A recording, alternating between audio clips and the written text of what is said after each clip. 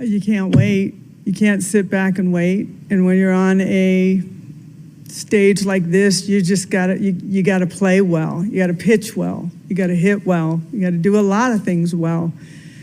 We didn't do much of that very well. We had signs of it. We were creating a little bit of momentum.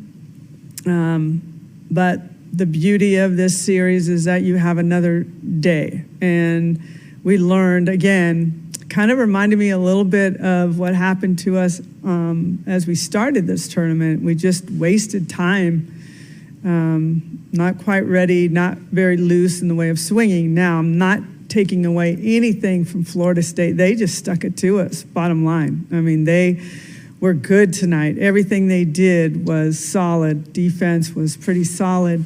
Pitching very good. Their offense just absolutely was on point with about everything they did. Aggressive base running. We got to make plays. We didn't make plays. We didn't have timely hits when we needed them. We thought could move the ball around a little bit and mix some speeds and try to keep the ball down. And she plays good defense. And Florida State does a lot of short game, a lot of hit and run and hit type action, and I thought Nicole would handle that well. That was what kind of went into that decision. I made a horrific call, and I own that. I should not have sent Tiare. I just really, in my mind, was wanting to push the envelope to just create momentum. What I didn't do a good job of was knowing who was coming up, and two hitters that, you know, I don't know. I wear that. I already apologized to the team, and that was a bad call by me.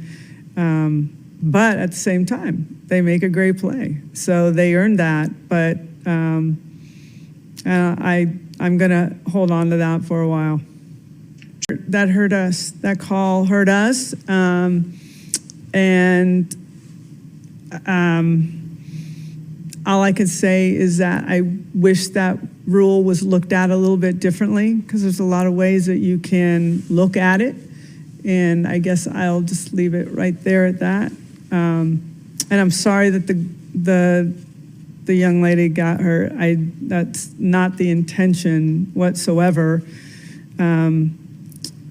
But I just going to leave it right there. It's a tough rule. It's a tough rule for all teams who are trying to be aggressive, and umpires are trying to do the right thing. So, I mean, it's just something that is tough, and you just hate the fact that it's at home plate, because it's gonna lead to a run or cost a run, one way or the other. So it was a tough play.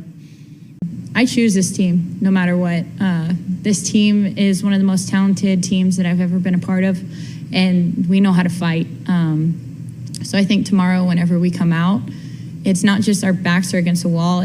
I know who's on my team. I know who's in my lineup. I know who can come in and pinch hit. I know who's in our bullpen. And I see that, and I'm like, this is a team I want to go with. This is a team that can do it. So that's what I see whenever I think of tomorrow. And that's why I feel like we won't be pressing. We'll be determined, but we won't be pressing. We'll be ready. Mackenzie? 100% what Mindy said. I wouldn't pick any other girls to go out there and play on the field. They are my sisters, and I know that we're going to go to battle tomorrow and forget what happened. I mean, it's electric. Every time I kept going out there, I'm like, they're softball fans. They're not OU fans, right? Like, this is just everyone's excited about the softball game. I think Mendes has their own cheering section in right field. Like, it's pretty incredible. It's incredible for the game. I don't know if anyone's ever played in this environment unless you're playing Oklahoma at home for a national championship. Like, it's a different story with that second level. It echoes. It's really, really cool. It's really cool, and for the growth of our sport. And I was so proud of all of us, even me. I know that I've coached a lot of games and been a lot of places, but there were many times I'm like, wow, it's so loud. This is so cool for our sport, and all of our kids just took it in, and we're completely comfortable in the moment. For more information, you can visit TulsaWorld.com.